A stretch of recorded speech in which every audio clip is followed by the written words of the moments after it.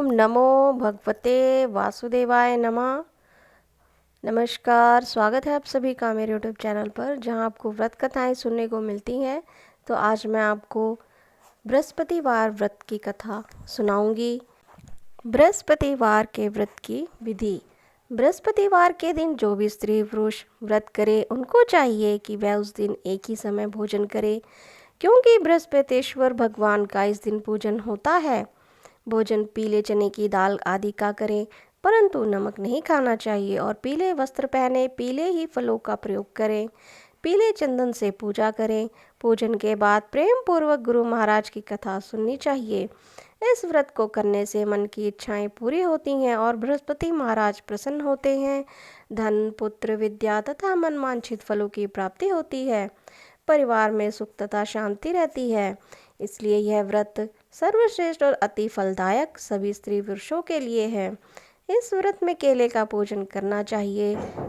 कथा और पूजन के समय मन, क्रम, वचन से शुद्ध होकर जो इच्छा हो बृहस्पति देव से प्रार्थना करनी चाहिए। उनकी इच्छाओं को बृहस्पति देव अवश्य पूर्ण करते हैं, ऐसा मन में दृढ़ विश्वास रखना चाहिए। अथ बृहस्पतिवार व्रत कथा। एक समय की बात है कि भारतवर्ष में एक राजा राज्य करता था। वह बड़ा ही प्रतापी और दानी था। वह नित्य प्रति मंदिर में दर्शन करने जाता था। वह ब्राह्मण और गुरु की सेवा किया करता था। उसके दरवाजे कोई भी निराश होकर नहीं लौटता था तथा वह प्रत्येक गुरुवार को व्रत रखता एवं पूजन करता था। हर एक दिन गरीबों की सहायता करता, परंतु यह सब बातें उसकी रानी को अच्छी नहीं लगती थी। वह ना व्रत करती और ना किसी को एक पैसा तक दान में देती थी तथा राजा से भी ऐसा करने को मना किया करती थी। एक समय की बात है, राजा तो शिकार खेलने वन को गए हुए थे। घर पर रानी और दासी थे। उस समय गुरु बृहस्पति देव एक साधु का रूप धारण कर राजा के दरवाजे पर भिक्षा मांगने गए। रानी से भिक्षा मांगी तो वह कहने लगी कि हे साधु महाराज, मैं इस दान और पुण्य से तंग आ गई हूँ। मेरे से तो घर का कार्य ही समाप्त नहीं होता। इस कार्य के लिए तो मेरे पतिदेव ही बहुत हैं। अब आप इस प्रकार की कृपा करें कि वह सब धन नष्ट हो जावे और मैं आराम से रह सकूं। साधु बोले, हे देवी, तुम तो बड़ी विचित्र हो। संतान और धन से भी कोई दुखी होता है, इसको सभी चाहते हैं। पापी भी पुत्र और धन की इच्छा करता है। अगर आपके पास धन अधिक है तो भूखे मनुष्यों को भोजन कराओ, प्याऊ लगवाओ, ब्राह्मणों को दान दो, धर्मशाला बनवाओ, कुआं, तालाब, बावड़ी, बाग बगीचों आदि के निर्माण कराओ तथा निर्धन मनुष्यों की कुंवारी कन्याओं का विवाह करवाओ और अनेक यज्ञ आदि कर्म करो। इस प्रकार के कर्मों से आपके कुल और आपका नाम परलोक में सार्थक होगा तथा स्वर्ग की प्राप्ति होगी। मगर वह रानी इन सब बातों से खुश न हुई। वह बोली, हे साधु महाराज, मुझे ऐसे धन की भी आवश्यकता नहीं जिसे अन्य मनुष्यों को दान दूं तथा जिसको संभाल कर रखने में ही मेरा सारा समय बर्बाद हो जाए। साधु ने कहा, हे देवी, तुम्हारी ऐसी इच्छा है तो ऐसा ही होगा। मैं तुम्हें बताता हूँ, वैसा ही करना। बृहस्पतिवार के दिन घर को गोबर से लीपना, अपने केशों को धोना, केशों को धोते समय स्नान करना, राजा से कहना वह हजामत बनवाएं, भोजन में मांस मदिरा खाना, कपड़ा धोबी के हाथ धुलने डालना। इस प्रकार 7 बृहस्पतिवार करने से तुम्हारा सारा धन नष्ट हो जाएगा। यह कहकर वे साधु महाराज वहाँ से अंतर्ध्यान हो गए। रानी ने साधु के कहने के अनुसार वैसा ही किया। 3 बृहस्पतिवार ही बीते थे कि उसका समस्त धन संपत्ति नष्ट हो गया और भोजन के लिए दोनों समय परिवार तरसने लगा तथा सांसारिक भोगों से दुखी रहने लगे। तब वह राजा रानी से कहने लगा कि रानी, तुम यहाँ पर रहो, मैं दूसरे देश को जाऊँ, क्योंकि यहाँ पर मुझे सभी मनुष्य जानते हैं, इसलिए कोई कार्य भी नहीं कर सकता। देश चोरी परदेश भीख बराबर है। ऐसा कहकर राजा परदेश चला गया। वहाँ जंगल में जाता और लकड़ी काट कर लाता और शहर में बेचता। इस तरह जीवन व्यतीत करने लगा। इधर राजा के घर रानी और दासी दुखी रहने लगी। किसी दिन भोजन मिलता और किसी दिन जल पीकर ही रह जाती। एक समय रानी और दासी को 7 दिन बिना भोजन के व्यतीत हो गए तो रानी ने अपनी दासी से कहा, हे दासी, यहाँ पास के नगर में मेरी बहन रहती है, वह बड़ी धनवान है, तो उसके पास जा और वहाँ से 5 सेर बेजर मांग ला। जिससे कुछ समय के लिए गुजारा हो जाएगा। इस प्रकार रानी की आज्ञा मानकर दासी रानी की बहन के पास गई। तो रानी की बहन उस समय पूजन कर रही थी, क्योंकि वह उस रोज़ बृहस्पतिवार का दिन था। जब दासी ने रानी की बहन को देखा तो वह उससे बोली, हे रानी, मुझे तुम्हारी बहन ने भेजा है, मेरे लिए 5 सेर बेचर दे दो।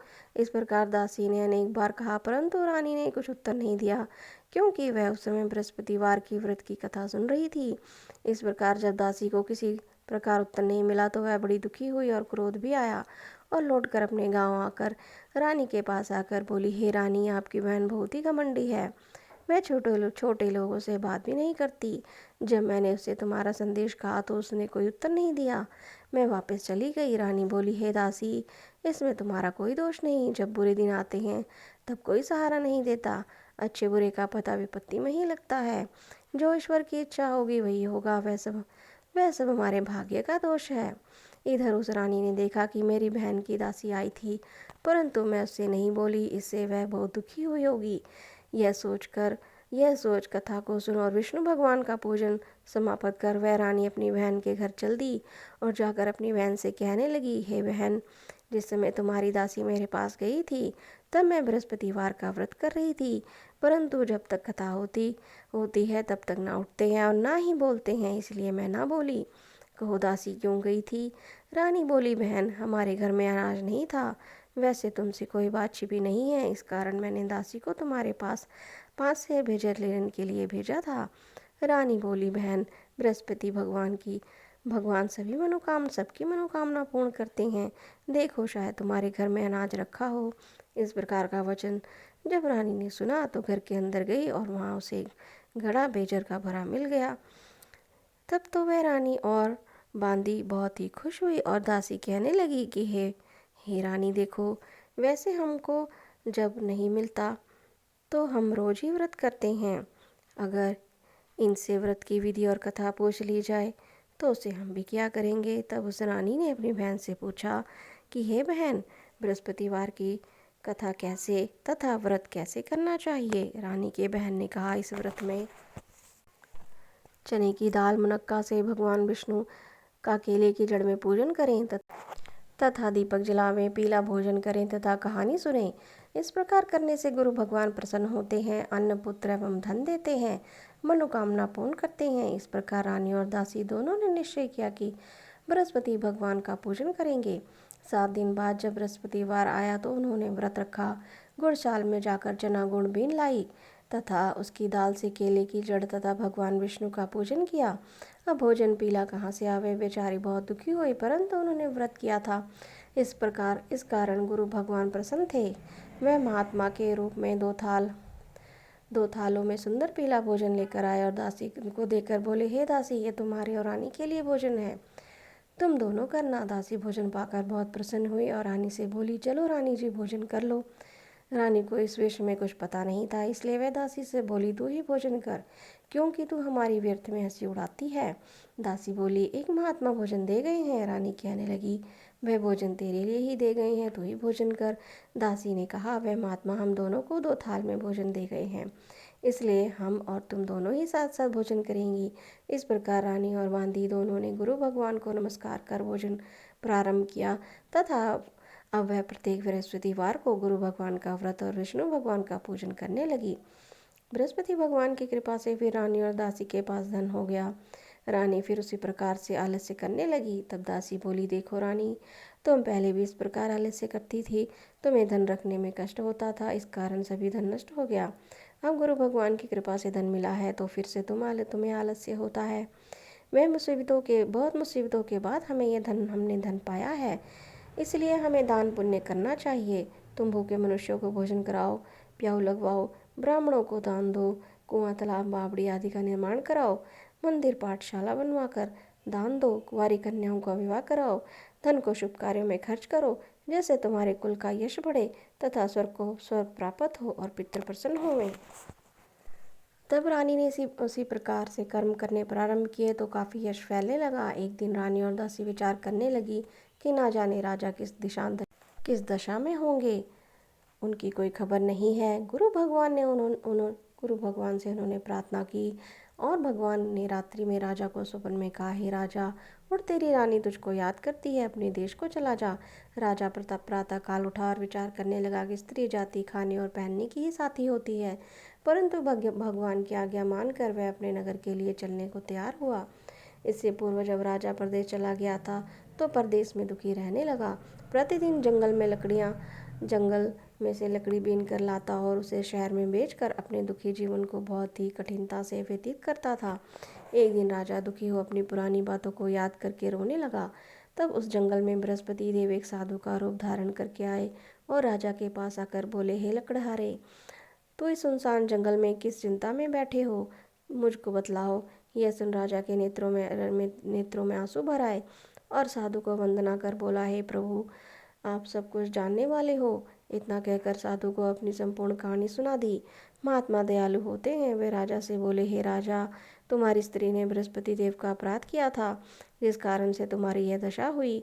अब तुम किसी प्रकार की चिंता मत करो, भगवान तुम्हें पहले से अधिक धन देगा।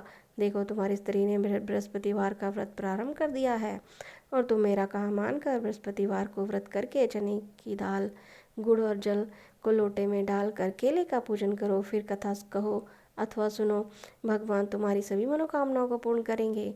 साधु को प्रसन्न देखकर राजा बोला, हे प्रभु, मुझे लकड़ी बेचकर इतना पैसा नहीं मिलता जिससे भोजन करने के उपरांत कुछ बचा सकूं। मैंने रात्रि में अपनी रानी को व्याकुल देखा है। मेरे पास कुछ भी नहीं है जिससे उसकी खबर मंगवा सकूं, और फिर मैं कौन सी कहानी कहूँ, यह मुझको कुछ भी मालूम नहीं। साधु ने कहा, राजा, तुम किसी बात की चिंता मत करो। बृहस्पतिवार के दिन तुम रोजाना की तरह लकड़ियाँ लेकर शहर को जाओ। तुमको रोज से दुगना धन प्राप्त होगा, जिससे तुम भली भांति भोजन कर लोगे तथा बृहस्पति देव की पूजा का सामान भी आ जाएगा। बृहस्पतिवार की कहानी अग्रप्रसार से है। बृहस्पति देव की कहानी। प्राचीन काल में एक ब्राह्मण था। वह बहुत ही निर्धन था। उसकी कोई भी संतान नहीं थी। उसकी स्त्री बहुत ही मलिनता के साथ रहती थी। वह स्नान करती और ना ही किसी देवता का पूजन करती। प्रातःकाल उठते ही सर्वप्रथम भोजन करती, बाद में कोई अन्य कार्य करती थी। इससे ब्राह्मण देवता बहुत दुखी थे। बेचारे बहुत कुछ कहते थे, किंतु उसका कोई परिणाम न निकला। भगवान की कृपा से ब्राह्मण की स्त्री के कन्या रूपी रत्न पैदा हुआ और वह कन्या अपने पिता के घर में बड़ी होने लगी। वह बालिका प्रातः स्नान करके विष्णु भगवान का जाप करने लगी, बृहस्पतिवार का व्रत करने लगी। अपने पूजा पाठ को समाप्त करके स्कूल जाती तो वह अपनी मुट्ठी में जौ भर के ले जाती और पाठशाला जाने के मार्ग में डालती जाती। वही जौ स्वर्ण के हो जाते, जो लौटते समय उसको बीन कर घर ले आती थी। एक दिन वह बालिका सूप में उन सोने के जौ को फटक कर साफ कर रही थी। उसकी माँ ने देख लिया और कहा, हे बेटी, सोने का जौ को फटकने के लिए सोने का सूप होना चाहिए। दूसरे दिन गुरुवार था। इस कन्या ने व्रत रखा और बृहस्पति देव से प्रार्थना करके कहा, हे प्रभु, मैंने आपकी पूजा सच्चे मन से की हो तो मेरे लिए सोने का सूप दे दो। बृहस्पति देव ने उसकी प्रार्थना को स्वीकार कर लिया। रोजाना की तरह वह कन्या जौ फैलाती हुई जाने लगी। जब लौटकर जौ बीन रही थी तो बृहस्पति देव की कृपा से सोने का सूप मिला। उसे वह घर ले आई और उससे जौ साफ करने लगी, परंतु उसकी माँ का वही ढंग रहा। एक दिन की बात है, वह कन्या सोने के सूप में जौ साफ कर रही थी। उसी समय उस शहर का राजपुत्र वहां होकर निकला। इस कन्या के रूप और कार्य को देख मोहित हो तथा अपने घर आकर भोजन तथा जल त्याग कर उदास होकर लेट गया। राजा को जब इस बात का पता लगा तो अपने प्रधानमंत्रियों के साथ अपने पुत्र के पास गए और बोले, हे बेटा, तुम्हें किस बात का कष्ट है? किसी ने अपमान किया अथवा कोई और कारण है सो कहो, मैं वही कार्य करूँगा जिससे तुम्हें प्रसन्नता हो। अपने पिता की राजकुमार ने बातें सुनी तो वह बोला, मुझे आपकी कृपा से किसी बात का दुख नहीं है। किसी ने मेरा अपमान नहीं किया है, परंतु मैं उस लड़की के साथ विवाह करना चाहता हूँ जो सोने के सूप में जौ साफ कर रही थी। यह सुन राजा आश्चर्य में पड़ा और बोला, हे बेटा, इस तरह की कन्या का पता तुम ही लगाओ, मैं उसके साथ ही तुम्हारा विवाह अवश्य करवा दूंगा। राजकुमार ने उस लड़की के घर का पता बतलाया। तब मंत्री उस लड़की के घर गए, ब्राह्मण देवता को सभी हाल बतलाया। ब्राह्मण देवता राजकुमार के साथ अपनी कन्या का विवाह कराने के लिए तैयार हो गए थे तथा विधि विधान के अनुसार ब्राह्मण की कन्या का विवाह राजकुमार के साथ संपन्न हो गया। कन्या के घर से जाते ही पहले की भांति उस ब्राह्मण देवता के घर में गरीबी का निवास हो गया। अब भोजन के लिए भी लिए भी अन्न बड़ी मुश्किल से मिलता था। एक दिन दुखी होकर ब्राह्मण देवता अपनी पुत्री के पास गए। बेटी ने पिता का दुखी दुखी अवस्था को देखा और अपनी माँ का हाल पूछा। तब ब्राह्मण ने सभी हाल कहा। कन्या ने बहुत सारा धन देकर अपने पिता को विदा कर दिया। इस तरह ब्राह्मण का कुछ समय सुखपूर्वक जीवन व्यतीत हुआ। कुछ दिन बाद फिर वही हाल हो गया। ब्राह्मण फिर अपनी कन्या के यहाँ गया और सभी हाल कहा तो लड़की बोली, हे पिताजी, आप माताजी को यहाँ ले आओ, मैं उन्हें विधि बता दूंगी जिससे गरीबी दूर हो जाए। वह ब्राह्मण देवता अपनी स्त्री को साथ लेकर पहुंचे तो पुत्री अपनी माँ को समझाने लगी कि हे माँ, तुम प्रातः काल उठकर प्रथम स्नान आदि करके विष्णु भगवान का पूजन करो तो सब दरिद्रता दूर हो जाएगी। परंतु उसकी माँ ने एक भी बात नहीं मानी और प्रातः काल उठकर अपनी पुत्री के बच्चों का जूठन खा लेती थी।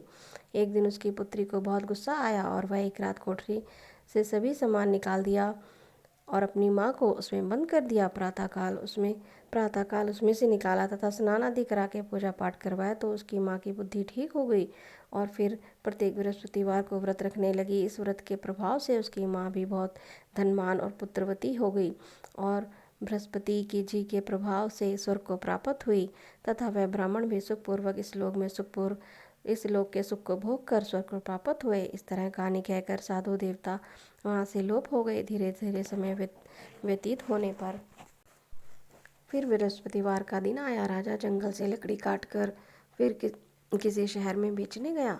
उसे उस दिन से अधिक धन मिला। राजा ने चना गुड़ आदि लाकर बृहस्पतिवार का व्रत किया।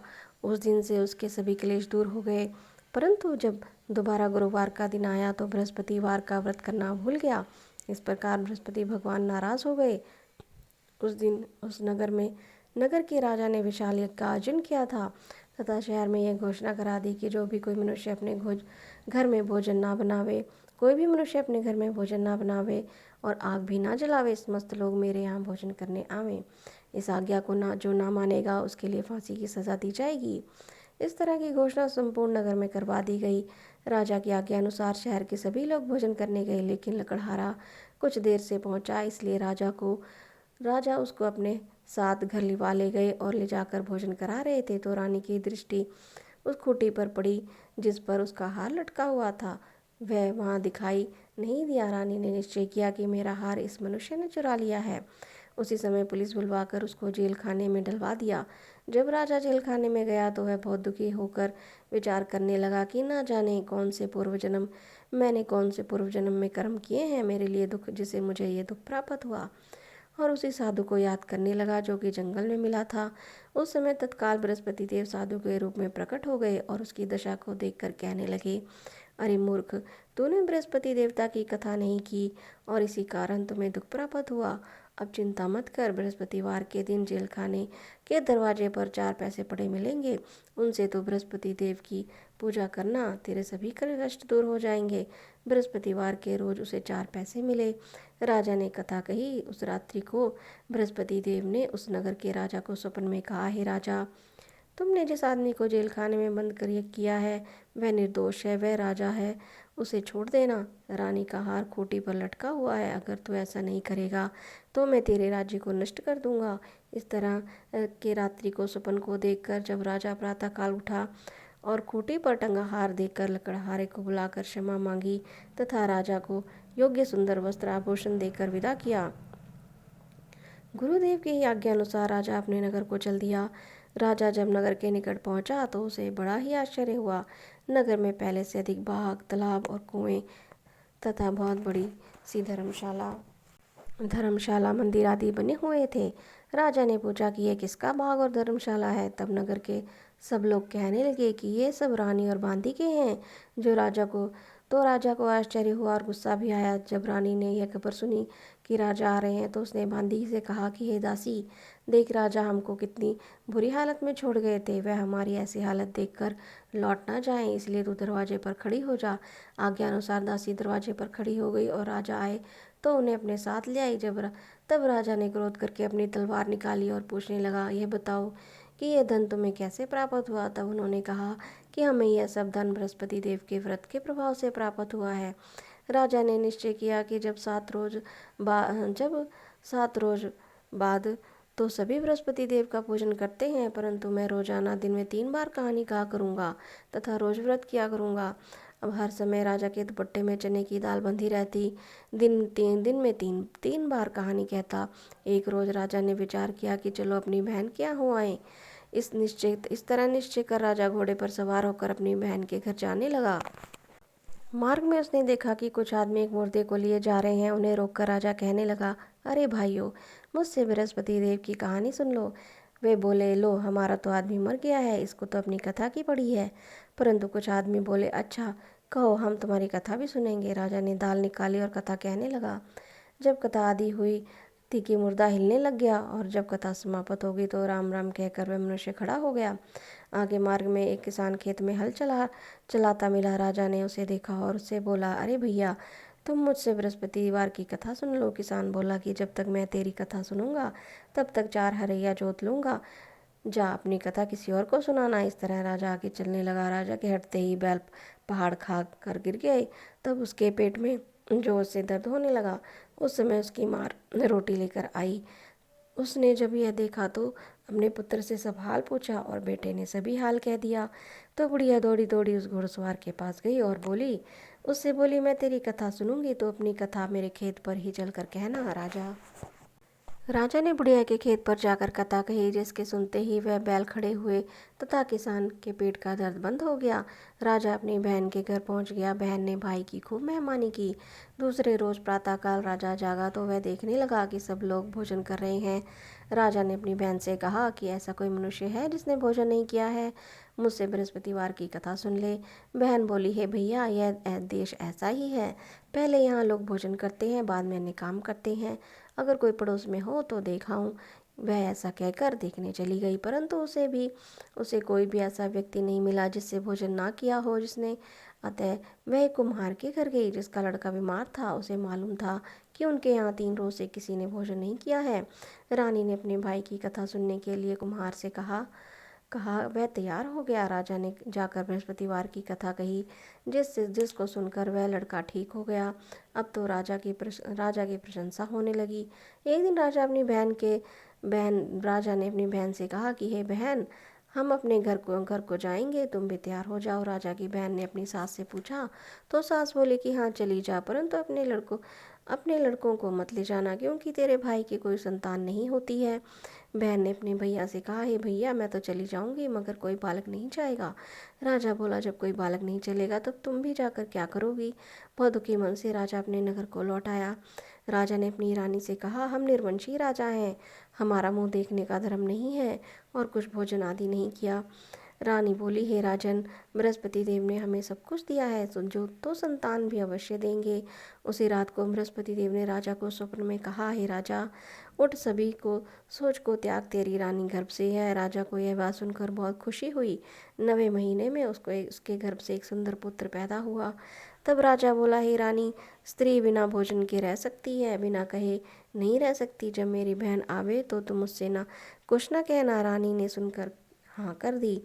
जब राजा की बहन ये शुभ समाचार सुना तो वह बहुत खुश हुई तथा बधाई लेकर अपने भाई के यहाँ आई। तभी रानी ने कहा, घोड़ा चढ़कर तो नहीं आई, गधा चढ़कर आई। राजा की बहन बोली, भाभी, मैं इस प्रकार ना कहती तो तुम्हें औलाद कैसे मिलती। बृहस्पति देव ऐसे ही हैं, जैसे जिसके मन में कामनाएं होती हैं सभी को पूर्ण करते हैं। जो सद्भावना पूर्वक बृहस्पतिवार का व्रत करता है एवं कथा पढ़ता है अथवा सुनता है और दूसरों को सुनाता है, बृहस्पति देव उसकी सभी मनोकामना पूर्ण करते हैं। भगवान बृहस्पति देव उनकी सदैव रक्षा करते हैं। संसार में सच्ची भावना और श्रद्धा से भगवान की पूजा व व्रत करते हैं, उनकी सभी मनोकामनाएं पूर्ण होती हैं। जैसी सच्ची भावना से रानी और राजा ने उनकी कथा का गुणगान किया तो उनकी सभी इच्छाएं बृहस्पति देव जी ने पूरी की। इसलिए सबको कथा सुनने के बाद प्रसाद लेकर जाना चाहिए। हृदय से उनका मनन करते हुए जयकारा बोलना चाहिए। बोलो बृहस्पति देव की जय हो, विष्णु भगवान की जय हो। तो ये थी बृहस्पतिवार व्रत की संपूर्ण कथा। अगर आपको मेरी ये कथा थोड़ी सी भी अच्छी लगी हो तो प्लीज़ मेरे चैनल को लाइक करें, शेयर करें, सब्सक्राइब ज़रूर करें ऐसी ही कथाएं सुनने के लिए। धन्यवाद। और कमेंट में जय श्री हरि विष्णु अवश्य ही लिखें।